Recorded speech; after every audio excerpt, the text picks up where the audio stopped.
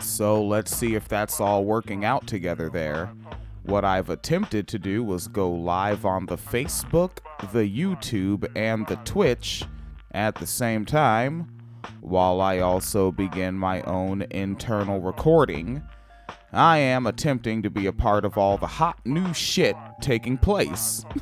And then I finally do the main thing, which is audio podcast. Hello, audio podcast folks. I just had to make sure everything else was hit up before you. And so if you're making your way on over here from the Tic Tac and you're like, what the hell is going on with them feathers down there at the wine cellar, man? Well, we're taking a look at old Kyle Rittenhouse, man, where everything that's done over there makes sense. We all know that's true, right? That stuff ought to make you sick. So ABC 7 Chicago, Kyle Rittenhouse faces new legal issues and named in a civil suit by the family members of, well, people he murdered, because he's murder that ass Rittenhouse, isn't he? And so, we're looking at Kenosha, Wisconsin. Rittenhouse, the Antioch teen, acquitted of fatally murdering 2 people and wounding a third because he decided to join a gang. That gang is the Proud Boys, and he had a weapon and hit the streets in the name of representing that street gang. And this gang is a gang of white supremacy in Western culture, which needs to be replaced. And they saw Anthony Huber and other victims as race traitors. And white supremacists like to murder race traitors just as much as they like to murder niggers. So Kyle Rittenhouse went down there, got into some shit on purpose so he could dump some shots and put in some work and beat the case. Gangsters do gangster shit, right? To quote Nasir Jones and many other heads. So, the family of Anthony Huber, one of the men killed, is adding Rittenhouse to their civil lawsuit. Rittenhouse was found not guilty of 5 charges relating to killing Anthony Huber. Joseph Rosenbaum, also he murdered. Rosenbaum,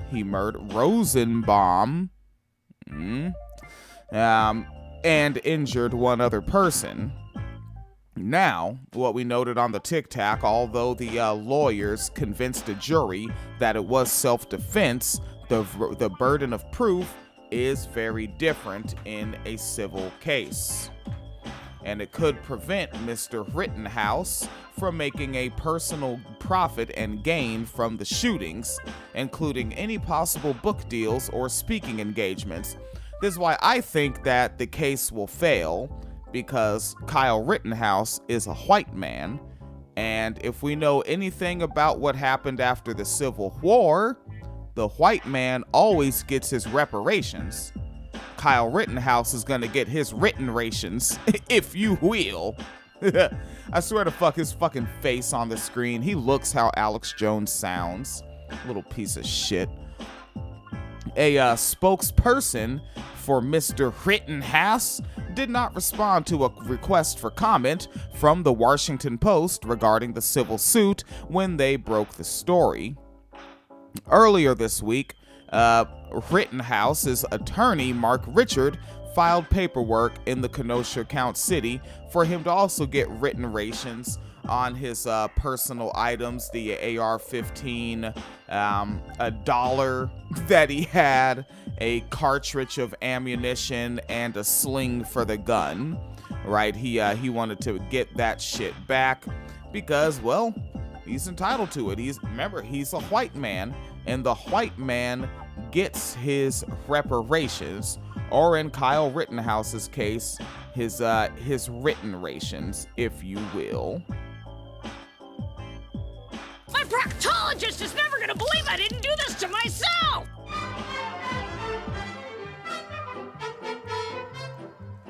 Say it loud! Like I'm proud!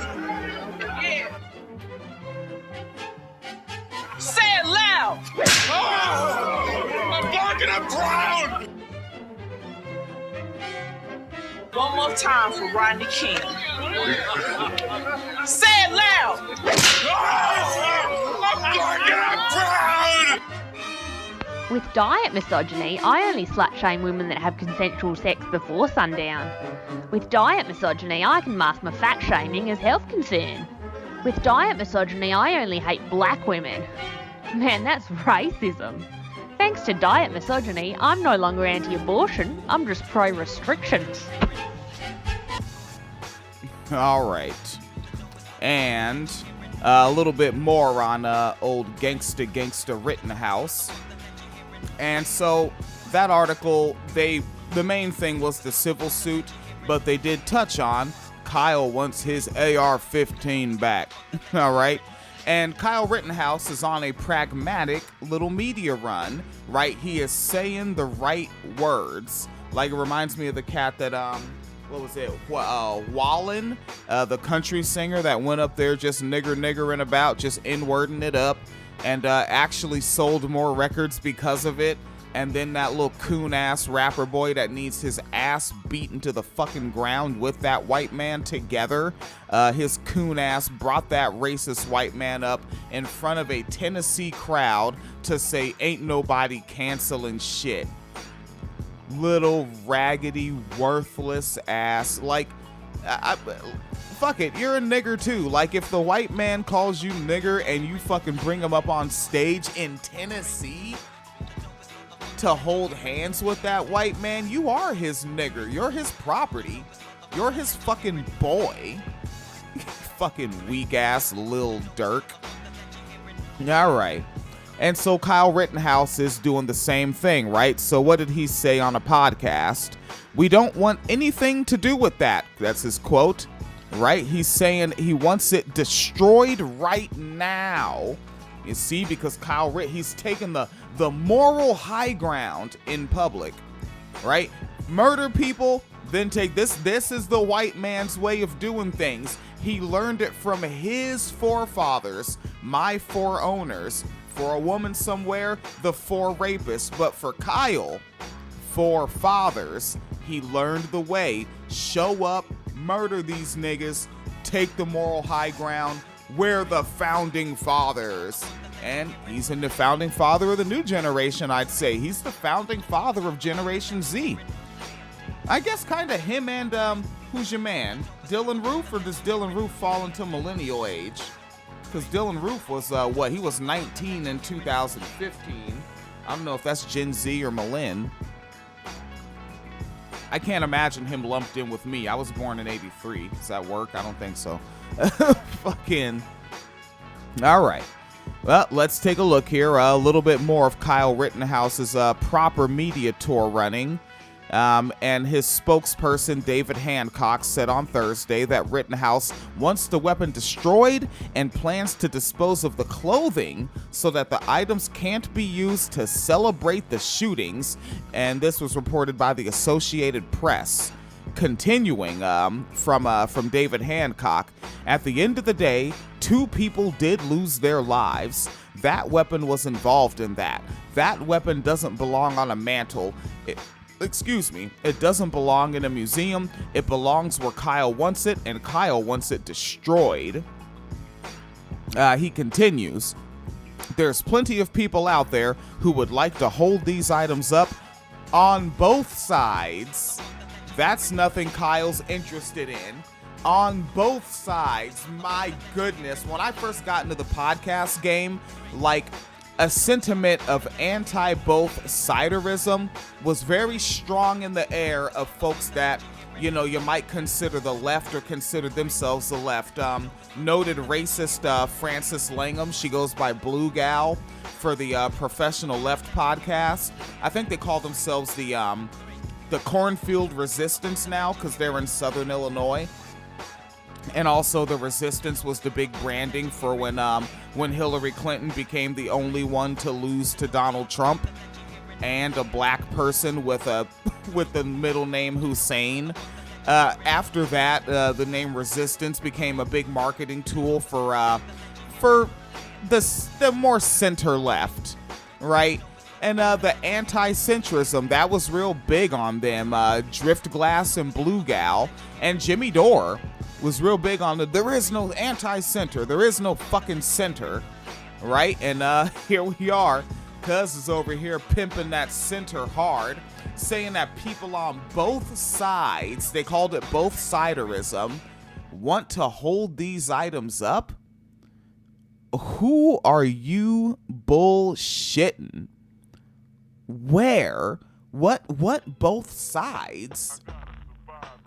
So you're telling me, because I'm pretty sure I would be considered on the left, though after watching some of these Twitch streamers, I would rather not be, but I'm pretty sure I'd be considered on the left. And what the fuck would I want that strap for? Why would I want that cartridge of ammunition? The sling? The dollar, I'll take his dollar. I'll punch him in his fucking face and take his dollar. But I don't want that shit to hold up for what? But they have to say on both sides just to always get the bullshit narrative out there, right? Whether people believe it or not, whether it gains traction or not, get the bullshit narrative out there. Right-wingers stay on their job of propaganda, whether or not they're propagandists. This fucker, he's a spokesperson, David Hancock. He's not the fucking, he's not a radio host or a TV personality. He's a spokesperson. But because he's representing the American right wing of Western culture, which needs to be replaced, he has to get the talking point out. Hopefully there's nobody in any comment section of any of the 3 places I'm live streaming, because I can't look at them right now. Right? Perils of live broadcasting as host and producer. I'll tell you what. All right. So let's get ourselves on over to some even more fun stuff. And let's see, can I bumper us into it? Again, with no, I have no producer. Say it loud. I'm proud. Yeah. Say it loud.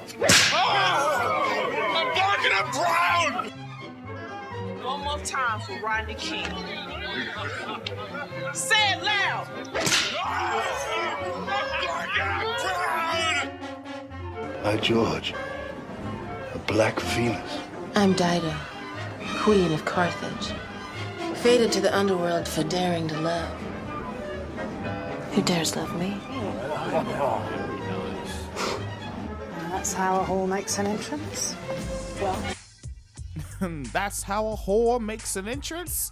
That little bumper coming off of that program Harlots that I was watching over there on the Hulu for a little while. But now I work too many hours to enjoy life. So, more surprises await scientists at Antarctica's Doomsday Glacier. All right, the Thwaites Glacier on over there. So, they have an aerial picture of ice cliffs at the edge of the Thwaites Ice Shelf in West Antarctica, cliffs along the edge of the Thwaites Shelf in West Antarctica. Now, we're taking a look at researchers like David Holland, who was an atmospheric scientist at New York University, and researchers like him are in a race to understand the fate of a massive glacier. Now, what I noted back on the TikTok, driving this news, speaking via satellite telephone on Thursday aboard an icebreaker, navigating through thick sea ice near West Antarctica, Mr. Holland and his research team, they aim to gain a better understanding of what is taking place near the glacier's grounding line. That is where the glacial ice meets the seafloor, or where floating ice meets land ice. Now there's a big picture, and conditions there will help scientists model the glacier's likely future. The topography, right? That's the land, the upsy downsy fucks aroundsy, the topography. Upsy downsy fucks aroundsy. That's a great definition for that. So, the topography of West Antarctica's seafloor is such that if the ice shelf were to significantly melt or even collapse, warm water could flow well inland, melting land-based ice. That part is new for me, right? If you're a wine cellar head, right, you get a lot of details reiterated, right, restated, rehashed. We heard that one. But what the fuck is this? Again, if the ice shelf were to significantly melt or even collapse, warm water could flow well inland, melting land-based ice, right? So more ice that is on land would melt down into the ocean, and you know what happens when you have a cup of water and you put some more water in it? It over fucking flows, right? Pretty sure of that one. So, meaning if the ice shelf breaks up, it will open a path for massive quantities of inland ice that it holds back. The doorstep or a cork in a wine bottle, like a doorstop or a cork in a wine bottle, to flow faster into the sea. Now, this would raise sea levels, and with potential catastrophic consequences in coastal cities worldwide. The Thwaites Glacier meltwater already comprises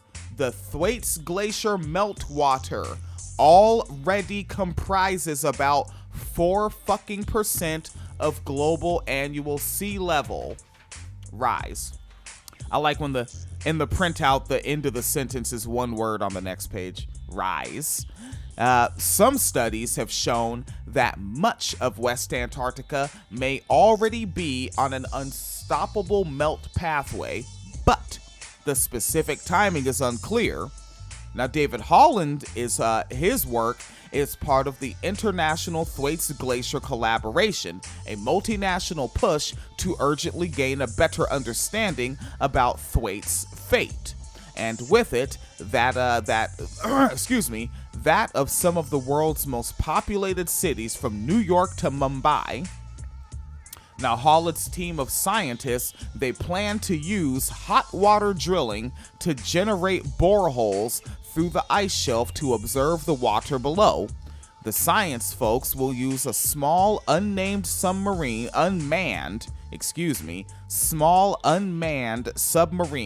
to take readings under the ice to find out more about the water temperature, salinity, and the ocean currents in areas that are critical for stabilizing the glacier. So they want to find out where, what we talked about before with the Thwaites, they want to find out where maybe they could put in brackets, artificial land masses under the ice to hold it up. But then, as was pointed out by Twyla Moon, the researcher out of Colorado, a nerd, that Twyla Moon pointed out, okay, but you're just going to slow it down a bit, but we're going to keep burning fossil fuels, we're going to keep releasing methane gas into the air, and that warm water will continue to flow warm and continue to melt what ice it's allowed to come in contact with, and it's only going to get fucking warmer, right? Do we not understand the it's only going to get fucking warmer part? Maybe not. Taking a fucking look back at it. So, they have a flashback, right, for this, in this article, and they look back at December, and scientists affiliated with the international research effort, Mr. Holland, is participating with them, and he announced they detected new cracks in the eastern ice shelf. They warned that parts of the shelf could collapse in as little as 5 years, which that was an update I missed in December and became new to me at the top of January. And it could collapse in as little as 5 years. Remember, I was looking at the 10-year model, and other more optimistic people are still looking at the century model, the century and a half model. I'm looking at the 5 years model because in Western culture, the worst thing is what's going to happen. All right, could collapse in as little as 5 years, accelerating movement of inland ice to the sea, eventually causing sea levels to rise by several feet. right? That would be the 2 feet, ooh, excuse me, the 2 feet projected and the 10 feet if it drags every the fuck thing else down with it. All right, now, looking at another article up here, Doomsday Glacier, irreversibly melting, researchers say. Now, David Holland, we continue on with nerdy David Holland, an atmospheric scientist in New York University. Ooh, hold up. My bad, I almost doubled that one up on you. We already hit that fucking article. It is really cool doing this with no producer. So, we go to Jim Cooperman with an article that I find to be, again, it is it's speculative on what will be the effects or the next play, and it's a very hopeful article. And so it is an opinion piece by Jim Cooperman here.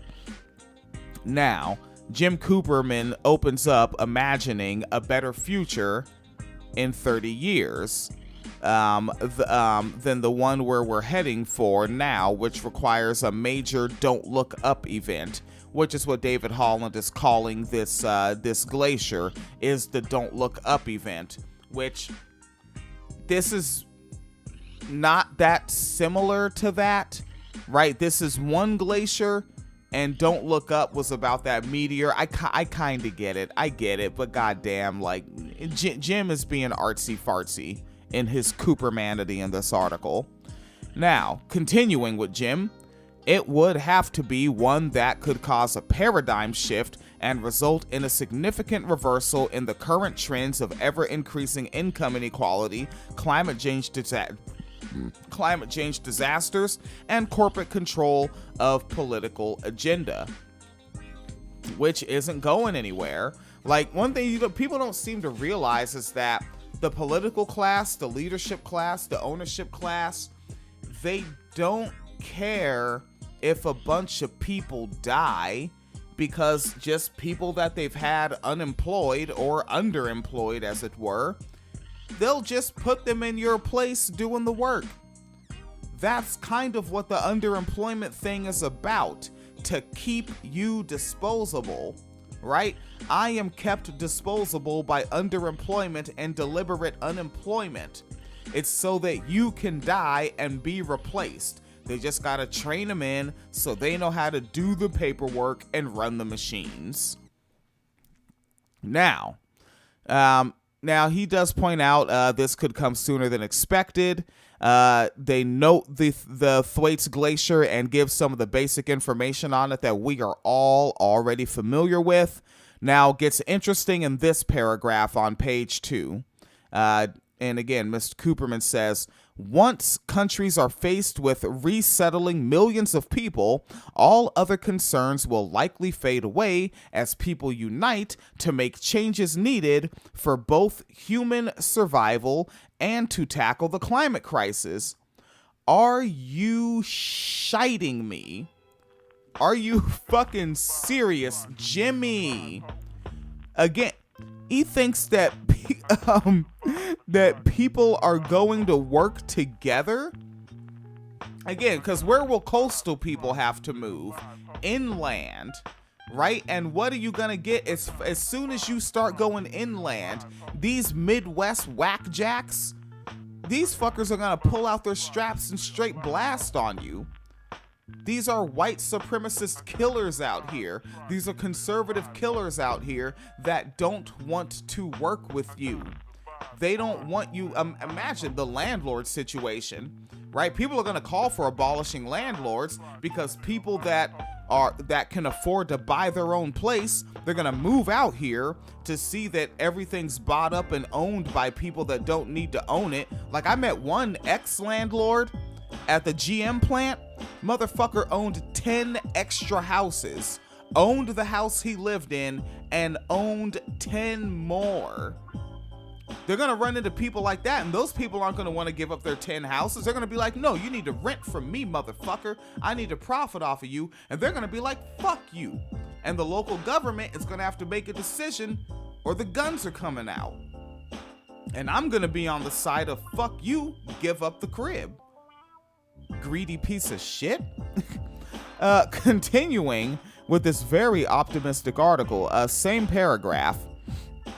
Right, so he's saying there'll be changes needed for both human survival and to tackle the climate crisis. Won't happen, especially once you're at that level of sea level rise. There's nothing to tackle left. You lost. We lost, Jimmy. We lost.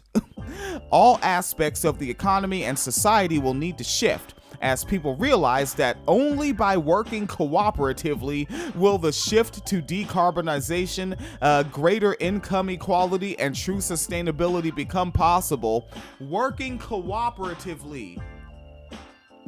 These are QAnon fuckos.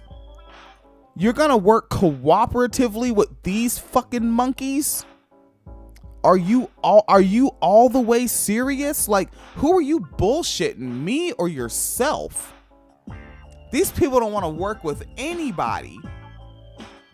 They don't think climate change is real.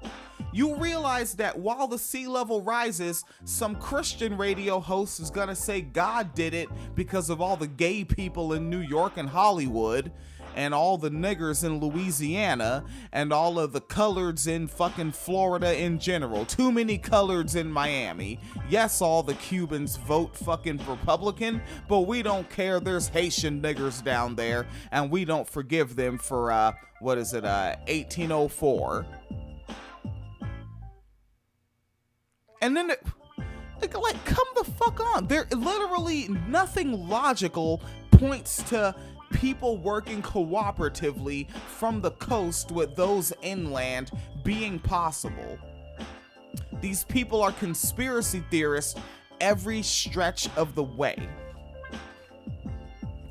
Continuing, again, another paragraph I find interesting here. Currently, Canada's economy is mostly based on shipping out raw resources.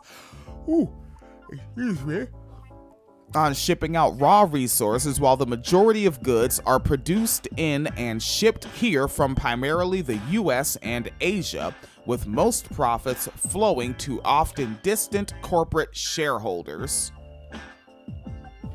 I'm sure that that old Jimmy the Cooper man here thinks that can be changed.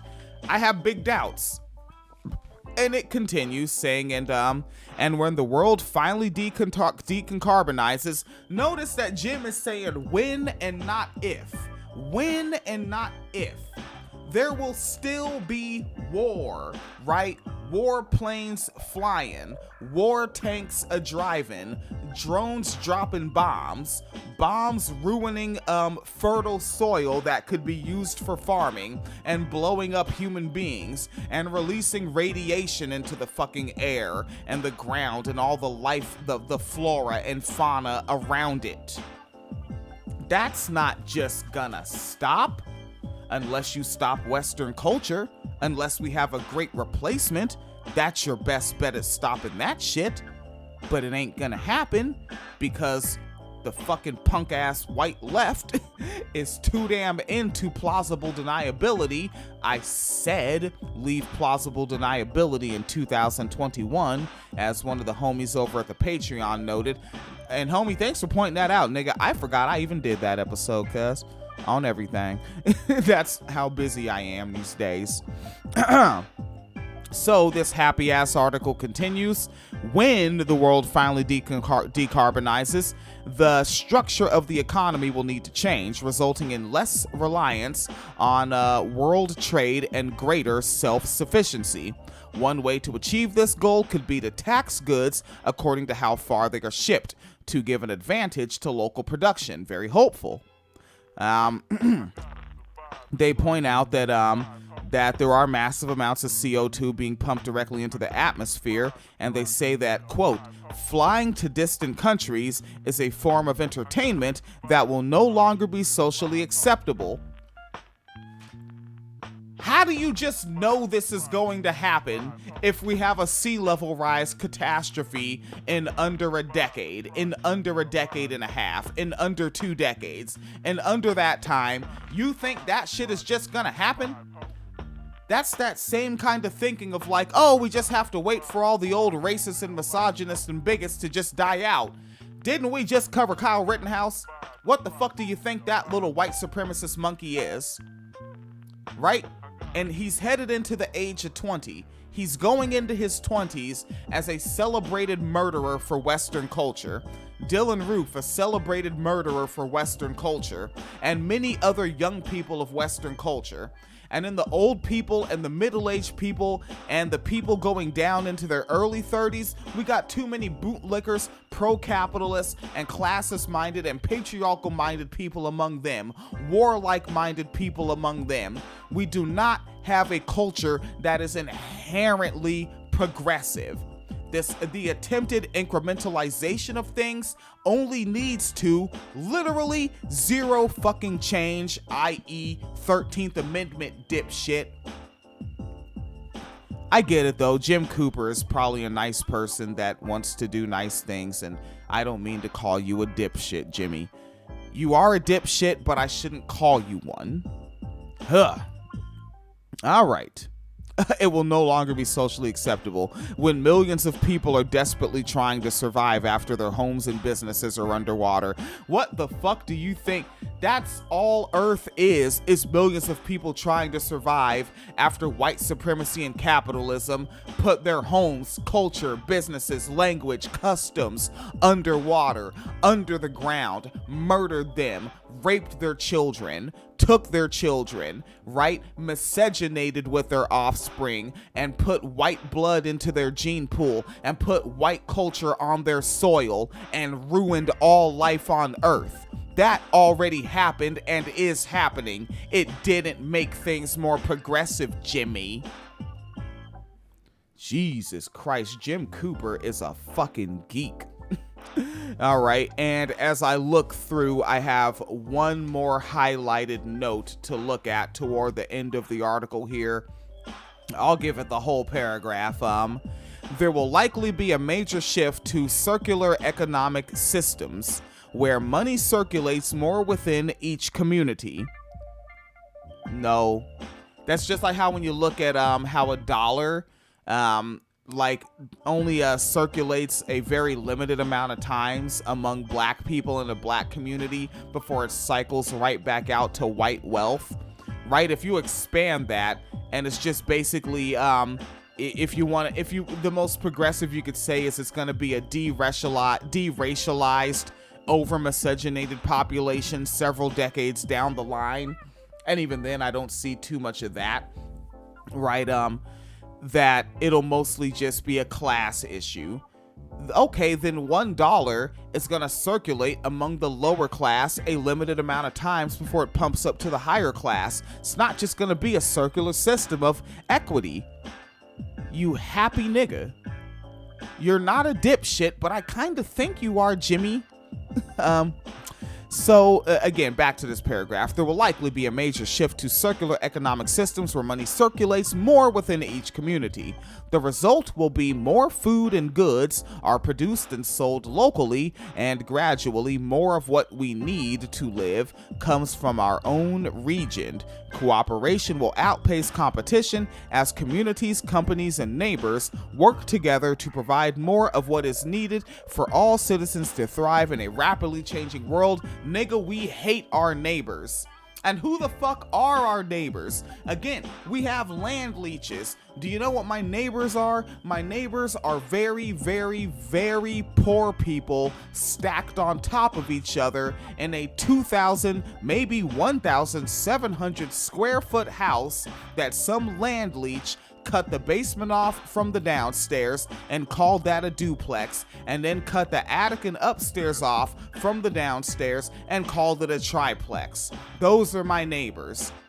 You have to abolish Western culture, to abolish the capitalism, to abolish the prioritization of greed by the masses. Let's word that again.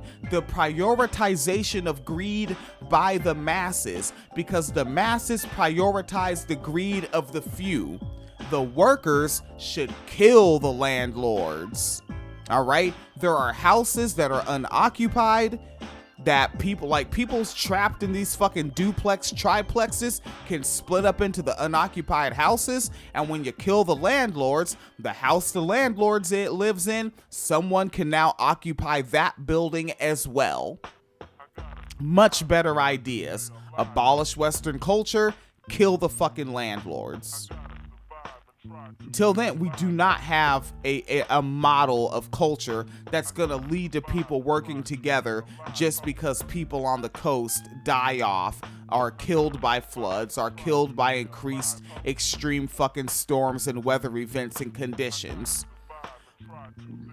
My goodness. So yeah, I really looked at Jim Cooperman's coverage of the Thwaites Glacier more so to critique it. And that's the thing, like, ever since the Rolling Stone article got published, a bunch of people who aren't really following climate change and sea level rise like that got something to say. Like, that's the first thing I saw when I went and I made one of those Tic-Tac applications so I could be a Tic-Tacker TikToking on the Tickety-Too.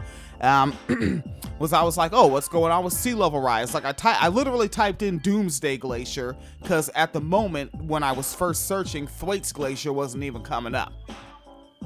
And you could tell all people looked at was the Rolling Stone article and then had to just say, look, this is happening.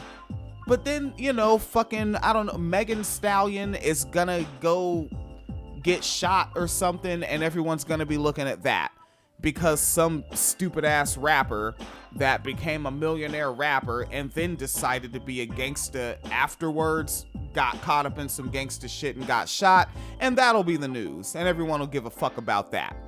Guess what I give a fuck about? This article up by Amanda Oglesby for the Asbury Park Press.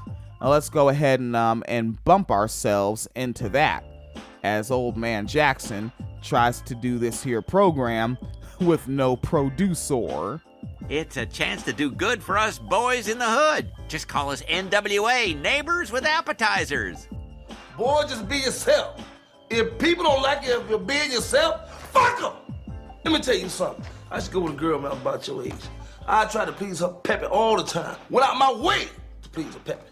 I come in one day, I said, nice weather we had. Said, you can't say that. You can't say that, it might rain. I said, nice tie you got on. So you can't say that. My wife tried to choke me with it. Point I'm trying to tell you, son, is be yourself. People don't like how you be yourself. Fuck them. Fuck them up against the wall. Wear handcuffs on and crazy through on their lips. That's all you do. Words to live by. You live by them, son. Okay, I'm gonna go to the club now, Uncle Vester, and just go. You go and enjoy yourself, boy. All right, neighborly neighbors. One thing I probably should do is check my decibels. And there they are. I'm still coming up fairly decent on this Wine Cellar Media recording. So, Gulfstream is the weakest in 1,000 years. This is whole new shit to me, all right? For me, this is new. I know nothing of Gulfstreams. So I don't know how deep into a rabbit hole we're going to get on this as we go through the month, through the year of 2022, or through the first quarter of the year at least. But I do find this interesting, and thank you, Amanda Oglesby, for getting this published in the Asbury Park Press. So, what she tells us is a slowdown in Gulf Stream and large Atlantic Ocean currents could bring as much as 2 feet of sea level rise to New Jersey's coast, according to researchers. Scientists are watching this slowdown in ocean currents called the Atlantic Meridional Overturning Circulation, AMOC, Atlantic Meridional Overturning Circulation. And that word meridional, right, it is related to the meridian. Obviously, you have meridian as the root and AL as the pertaining to suffix. And then there's a little change in the spelling. And I had to define that for myself because when I first read the article in show prep, I was like, what the blue fuck is that word? So again, Atlantic Meridional Overturning Circulation. All right. AMOC, and scientists are watching it slow down in ocean currents, which means it's not going as fast as it was previously, and maybe that's not good. Okay? Now, Amanda continues in this article, because of potential for future catastrophic changes to the world, such as precipitously colder Western European winters. Note that. Precipitously colder Western European winters and major changes in Atlantic-dependent fisheries and markets. All right? So, climate change, because the globe is warming, is going to make precipitously colder winters. That's more jet streams from the polar vortex coming down on that ass, like America just got a couple last weekend. All right? This right now is the weekend of the 24th. We're talking about the weekend of the 17th, as it were. Continuing from Amanda Oglesby, Asbury Park Press. However, recent research indicates an important driver of AMOC, the Gulf Stream, is the weakest it has been in 1,000 years. That's a lot of fucking time. We have a quote. This ocean currents change is a factor that will make sea level rise in our region, but it is one of a couple factors that makes sea level rise in our region somewhat higher than the global average, says Robert Kropp, a nerd. What kind of nerd is Robert Kopp? I said Kropp, excuse me. And it's Robert Kopp, K-O-P-P. And the type of nerd Robert Kopp is a climate scientist and geobiologist at Rutgers University. Continuing with a further quote from Robert Kopp, what we most need to be concerned about is simply that seas, oceans are rising at an accelerated rate. And we're already seeing the effects of that, end quote, from climate scientist and geobiologist at Rutgers University, Robert Kopp. Article continues, even though there is no evidence the currents will stop anytime soon. They're not saying the currents will stop. There isn't evidence for that. New Jersey's coastal communities still need to prepare for rising sea levels, and this is noted by Robert Kopp and other experts. Continuing from Robert Kopp, if you look at the Jersey Shore, the sort of flooding that happened once every couple years in the 1950s, that would be 7 decades ago. The flooding that happened every couple years in the 1950s now happens for a week or more in a typical year, said the researcher. Continuing, a majority of that can be tied to the effects of human-caused climate change on sea level rise, end quote.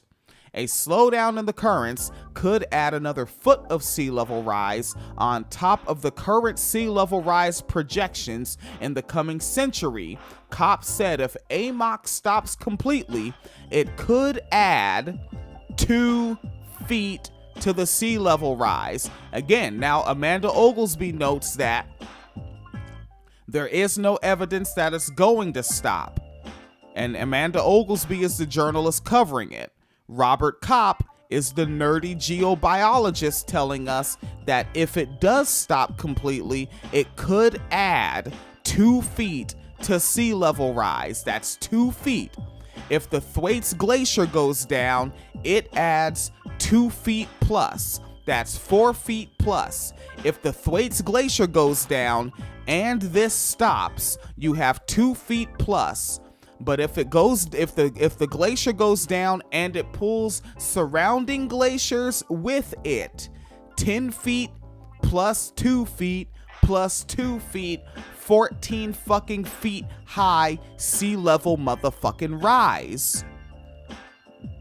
Jesus Christ. Continuing, and remember the AMOC, AMOC, that's the booba-doop boop bop skibbity doo, the Atlantic Meridional Overturning Circulation. Now, I want to move down in the article a little bit because they note that it's not going to be like the movie Day After Tomorrow. Okay, that's pretty cool. There are other models that predict more than 3 feet of water. Worst case models saying 5 to 8 feet of water, right, from 2000 water levels. That's from where shit was in the year 2000, right? So that's beyond even looking at projections from the 1950s. So down here, we look at another associate professor. All right, and this is Jun Yin.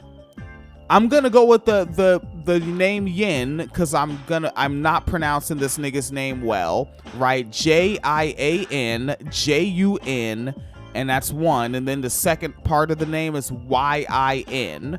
All right, so Yin is an associate professor of geosciences at the University of Arizona who studies ocean currents, sea level rise, and climate change. And this person said that AMOC appears to be vulnerable to Earth's warming conditions. He, like Kopp, also said a slowdown in Atlantic currents would raise sea level along the Jersey Shore. Now, for some reason, when I was pre-reading this article in show notes, I decided to circle this paragraph in red. That's good, right? It begins with quotation marks. Quote, "When the currents along the eastern seaboard move fast and northward, waters are deflected away from the coast due to the Earth's rotation." This is what he said in an email to Asbury Park Press. Quote, "When the currents slow down, this deflection lessens and waters pile up along the coast." All right, so when that water stops moving, it's gonna pile up along the Jersey shoreline on the coast. Ooh, excuse me. Okay, where did I leave off on this? Well, why did I put the paper down? Along the coast, causing regional sea level rise. According to model simulations and projections, the slowdown of the AMOC could cause about 20 centimeters, which is nearly 8 inches of additional sea level rise along the mid-Atlantic over the 21st century. Now, right? And now we're outside of that paragraph. And another thing that I had noted here was the warming could also harm the Atlantic's marine ecosystem and fisheries off the Jersey Shore. All right, which seems to be a food supply for folks living on this here continent, particularly in that area not too far off. Now, next nerd, and we'll get just a little bit from this nerd before we move on forward. This is Josh Kohut, K-O-H-U-T, Josh Kohut, a professor of marine and coastal sciences at Rutgers University and New Jersey's recreational and commercial fishing communities. He said New Jersey's recreational and commercial fishing communities benefit from the biodiversity brought by the region by ocean currents mixing, right? So if the current stops or slows down too much, you hurt the mixing, right? Like, let's say I put some items in a bowl and I'm, working in my kitchen and I got some egg here and I got some seasoning there and a little saucy sauce there, whoop-de-wop. I got a whisk and I'm mixing. If I'm mixing slow, that shit ain't gonna mix the same way if I'm mixing fast.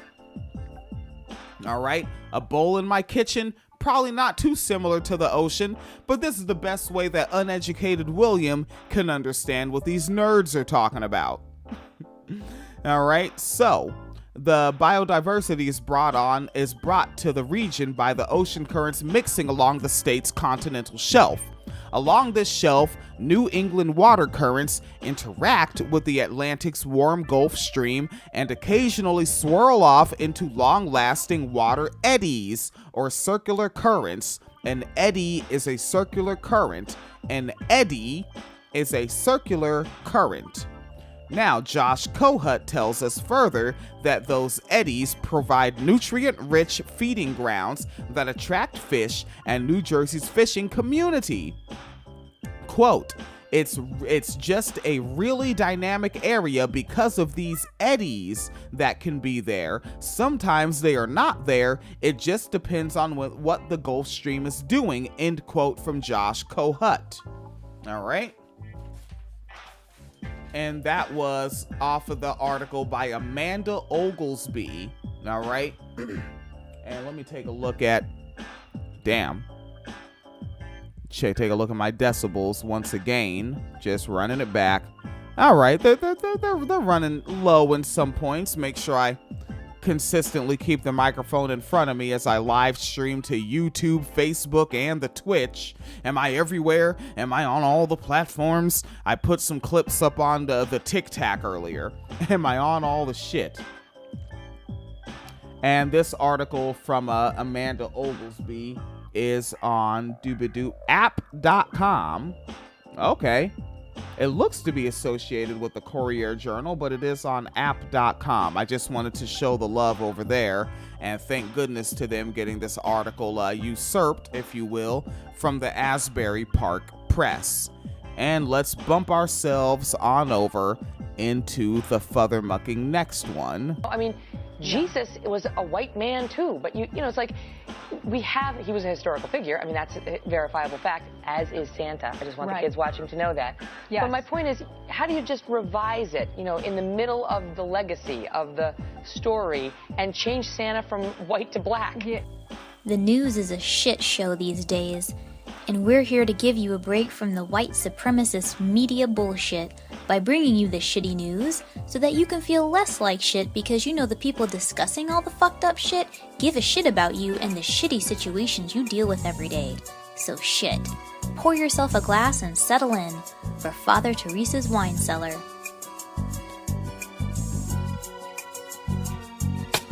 The Black Pack. And on the third day, God created the Remington bolt-action rifle so that man could fight the dinosaurs and the homosexuals. Amen.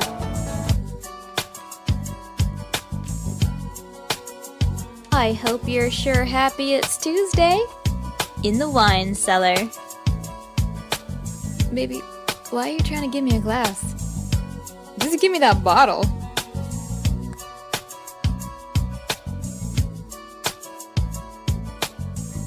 This show is brought to you by the fuck that Father Teresa does not give.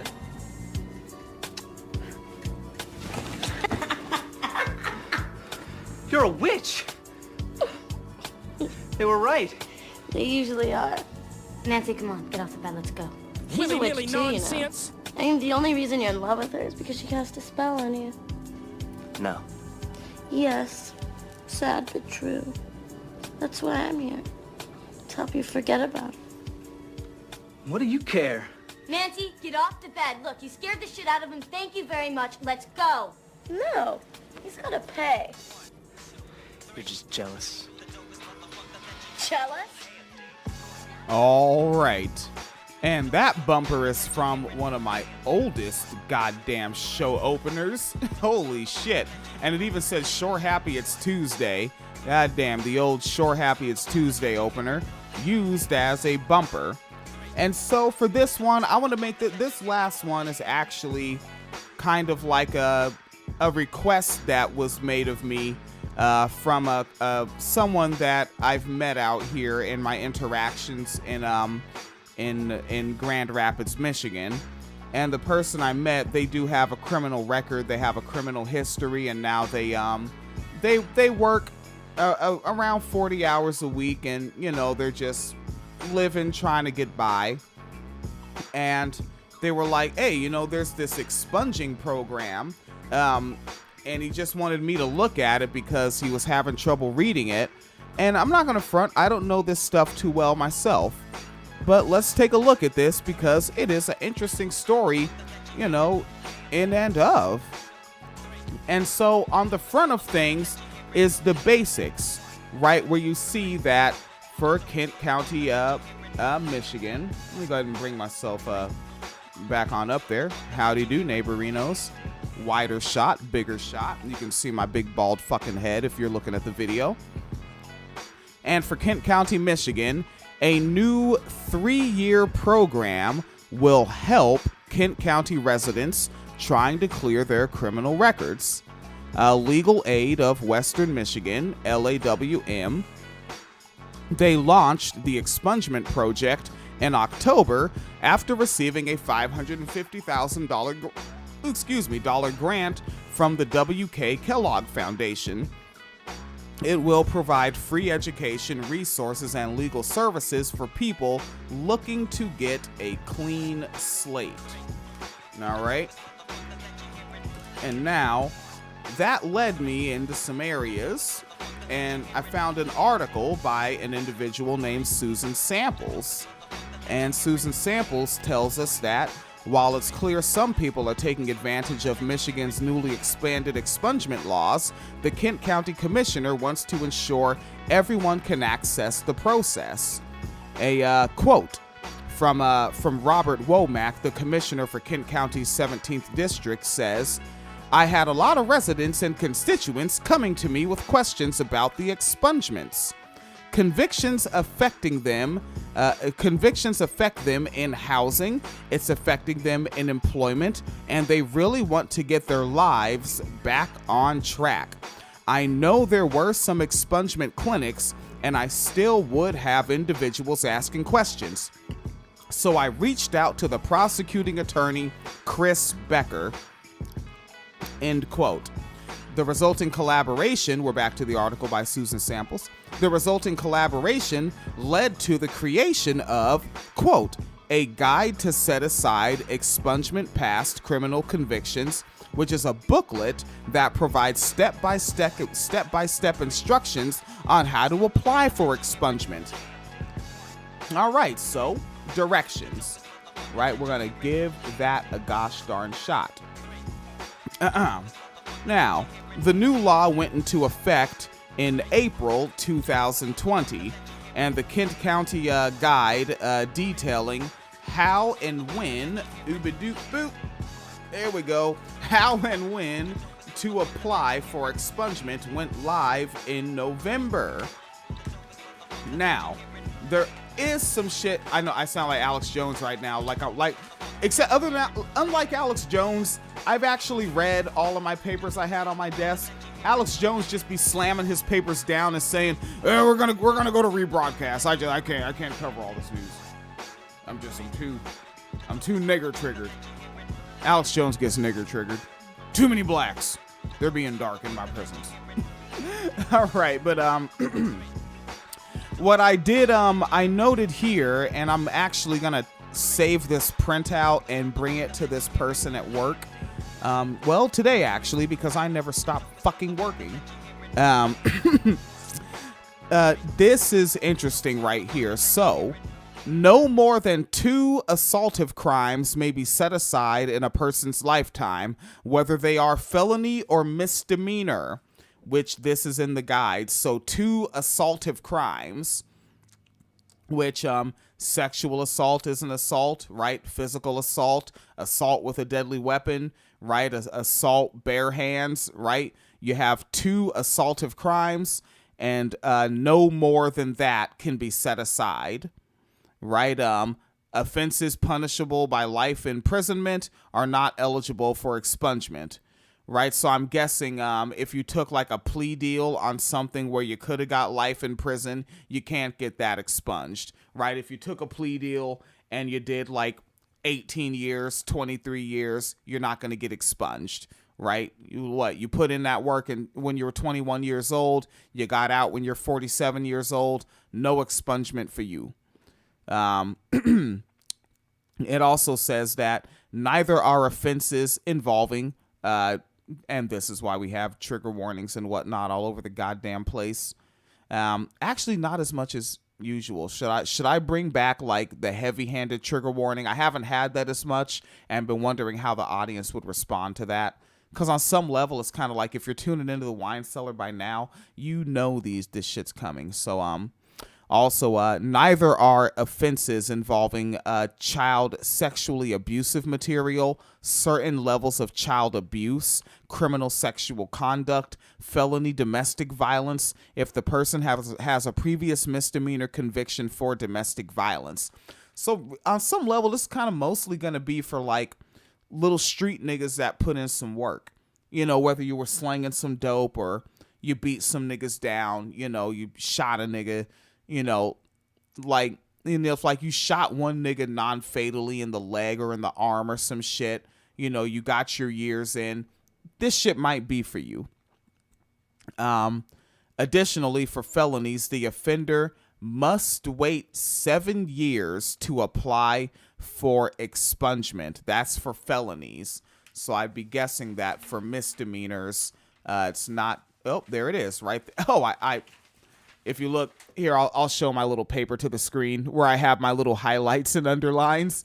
And yes, in my little highlight, yes, for misdemeanors, the wait is at least 3 years, right? So the applicant has to provide notice to us, notice to state police, so that, excuse me while I be a yawny fucker. So that we can review and say, okay, this looks okay. And in general, we kind of leave it up to the court if everything checks out, explained Becker. There may be certain things we take a position on. For instance, if a victim contacts us or if a victim has input, we would say, we have issues with the expungement. The law requires that victims of assaultive crimes be notified of the application to set aside the conviction.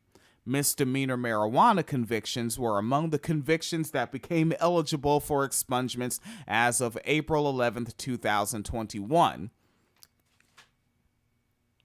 I could have swore that Michigan went live on reefer back in like 2015 or, yeah, I think 2015 or 16. Maybe as far back as 14, but I might be Stretch Armstronging that one.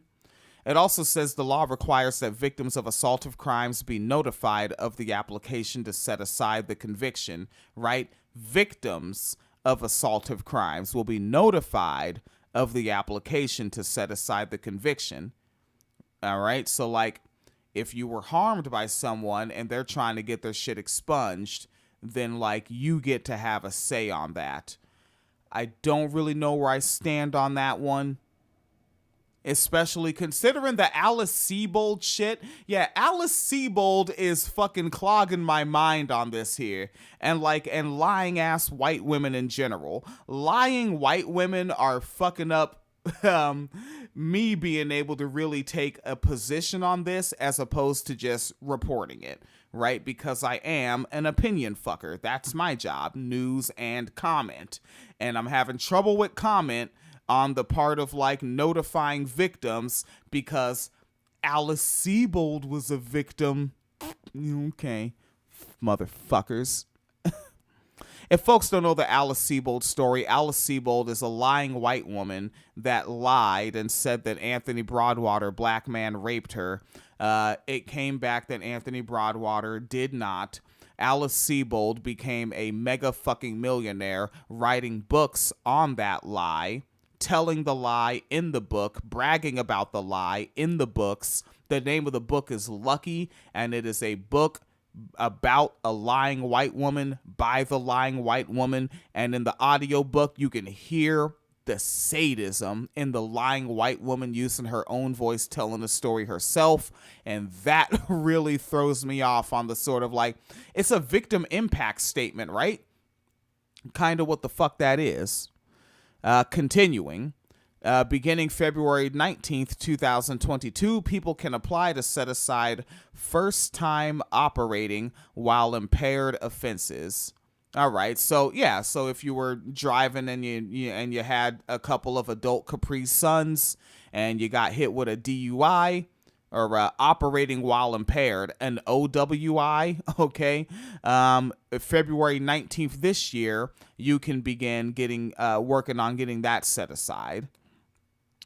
While Becker noted the Prosecuting Attorneys Association of Michigan did not support the move to allow expungement for any drunk driving related convictions, the organization did support the set aside expansion in general, working with state lawmakers to develop the clean slate legislation. All right, and a quote, and we'll close this down. If someone's corrected their life and they've got away from a life of crime, we want them to be productive members of society. I mean, that's the ultimate goal, I think, of any prosecutor, said Becker. One contact with the criminal justice system and you're done. That's the ideal. People screw up. People do stupid things, but if you just do it that one time and you move along and be a productive member of society, I think any prosecutor is on board with that.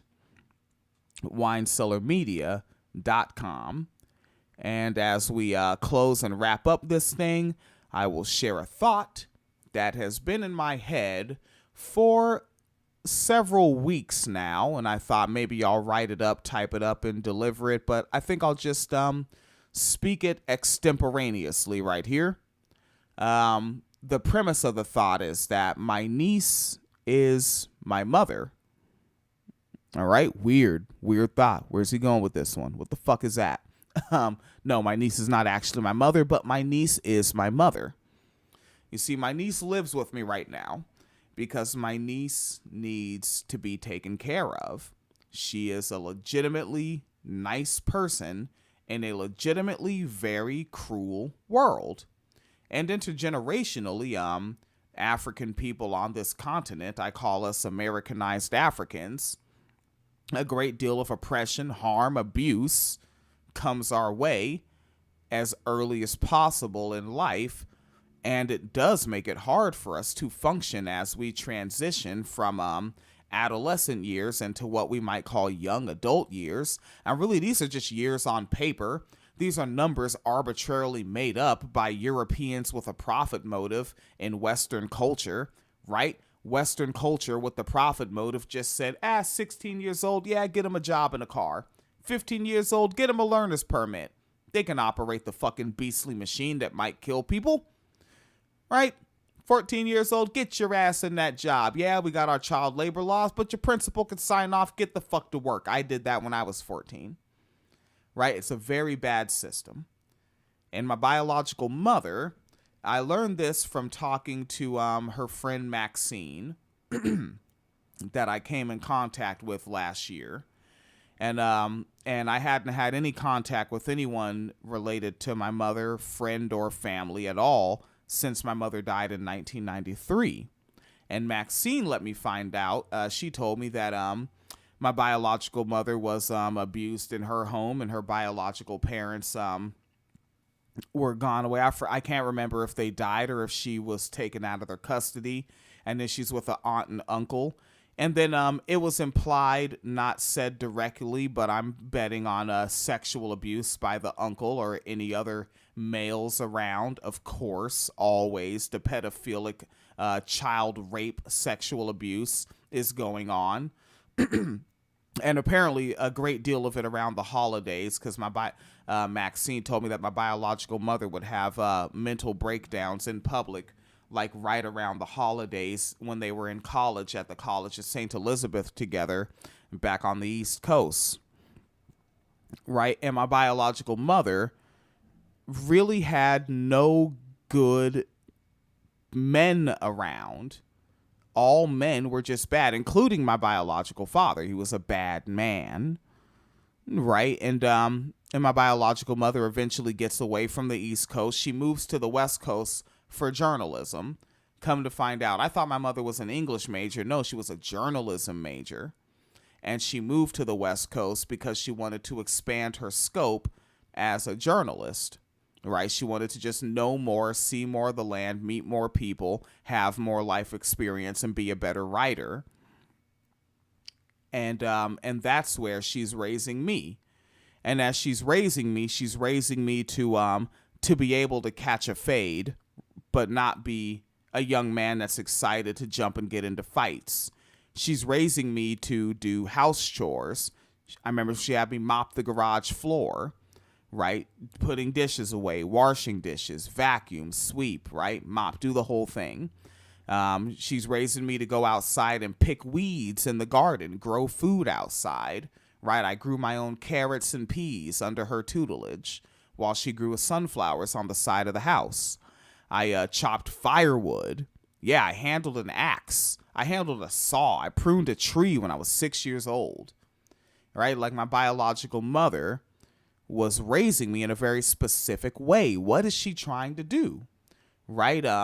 She listens to gangster rap with me and says she doesn't like the way they use the B word, but she explains why they don't like the cops and why that makes sense for them to not like the police. You know, she points out the lyrics where 2 Live Crew, and no, not one of their booty shaking records. I actually don't like those records at all. They suck. But points out 2 Live Crew has a song called In the Dust, and they're rapping about the crack trade. And she points out where the 2 Live Crew notes that the crack is being brought in. Black men aren't just making crack out of thin air. It's being brought into the country, right? She shows me the movie Malcolm X as soon as it drops. She has us not go to school that day and takes us to the theater to see Malcolm X, right? Which you have the drive there, you have the drive back, and the movie is fucking 3 hours. That's the day. So, and she wanted us to see that immediately. Everything was done expeditiously with her, if you will, right? And it's like, what is she trying to do? What is she trying to make me? And I've always been thinking about that my entire life. And now I have my biological niece with me, just over here in the other room, resting, getting ready for a shift. She was just eating an orange downstairs. She was just helping me with chores yesterday, knocking out kitchen work, outstanding. She helps with laundry, outstanding. She's been on the podcast. Hell, I go to work with her, and I was doing only one shift on Wednesdays, but I go and do an extra shift because I'm just compelled to do that, to go to work with my niece and not leave her there on the shift alone. And I'm realizing, I get it. My mother was raising the black man that she needed and couldn't find. There were no black men like me that my mother could find to get support from when she needed it. And so now I am that for my niece, but it's not like I just woke up and made myself this person who's going to function in this fashion. My biological mother raised me in that direction, and I think that is constructive. If you're raising a black boy, raise him to be the black man that a black woman needs, not to just be who he needs for himself or who the system of capitalism needs him to be for profit. Don't just raise him to be a good friend to other men. Men, for the most part, are fine. Raise him to be a good black man for a black woman that needs the support, that needs the patience, that needs the caring. We could do a much better job of raising black boys. WineCellarMedia.com.